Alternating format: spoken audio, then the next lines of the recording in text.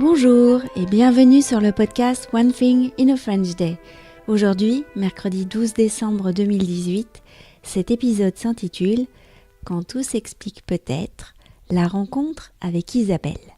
Je m'appelle Laetitia, je suis française, j'habite près de Paris et je vous raconte au travers de ce podcast un petit bout de ma journée. Le texte de ce podcast est disponible en vous abonnant à la newsletter sur www.onethinginafrenchday.com. Ah, et aussi, avez-vous découvert le compte Instagram du podcast ? J'essaye de le rendre un peu vivant et de vous montrer d'autres images de notre vie. N'hésitez pas à vous abonner. Quand tout s'explique peut-être, la rencontre avec Isabelle. Félicia a changé de cours de solfège depuis la Toussaint. Elle y va désormais le mercredi après-midi. Nous devons ce changement à son professeur de viol de gambe. Le cours du lundi soir n'était pas adapté pour la faire progresser. Tous les mercredis, nous partons donc, Félicia, Lisa et moi, à 14h30 en direction du conservatoire. Il se trouve dans le même bâtiment que la médiathèque, à côté de la mairie.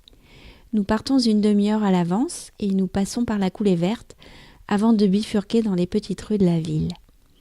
Nous étions dans la rue avant la coulée quand il m'a semblé reconnaître une silhouette au loin, en face, sur la coulée verte.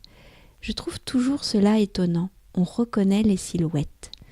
L'autre jour dans le métro, j'ai reconnu de dos quelqu'un que je n'avais pas vu depuis plusieurs années. « Regardez !» et je dis aux filles, je crois que c'est Isabelle qui arrive en face. « Isabelle !» a crié Lisa, impatiente de traverser et de se jeter dans les bras de sa maîtresse de petite section. C'était bien elle, et j'étais super contente de la croiser. Nous nous sommes embrassés. Isabelle a demandé si tout le monde allait bien, et elle a félicité Félicia pour son élection au CMJ. Grâce au podcast de ta maman, je sais aussi que tu joues de la viole de gambe. Si un jour tu joues en public, cela me ferait très plaisir de venir t'écouter. J'avais adoré le film Tous les matins du monde, qui retrace la vie du compositeur Marin Marais, et j'avais acheté le CD de la bande originale pour la classe. Je me demande d'ailleurs si ce n'est pas l'année où tu étais en petite section, Félicia. Nous nous sommes quittés en nous promettant de nous voir au début de l'année prochaine, une fois les fêtes passées.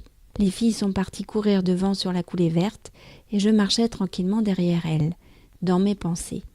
Ce que venait de dire Isabelle résonnait encore dans ma tête. Et si Félicia avait écouté Marin Marais dans la classe d'Isabelle ? Et si déjà cette musique baroque lui avait plu ? Et si, en CM2, découvrant à nouveau cette musique, l'émotion ressentie à 3 ans s'était comme réveillée ? Et si, donc, le coup de foudre pour la musique baroque datait de beaucoup plus loin que l'année dernière ? C'est peut-être une légende familiale que je suis en train d'écrire, une histoire qui n'a jamais existé. Mais qu'est-ce qu'elle me plaît ? Il y a des personnes dans nos vies qui font du bien, et Isabelle en fait partie pour nous. One Thing in a French Day, c'est fini pour aujourd'hui. Vous pourrez retrouver le début du texte de ce podcast ou vous abonner à la newsletter sur www.onethinginafrenchday.com. Si vous avez envie de m'envoyer un message, voici mon adresse email frenchday@gmail.com. À demain!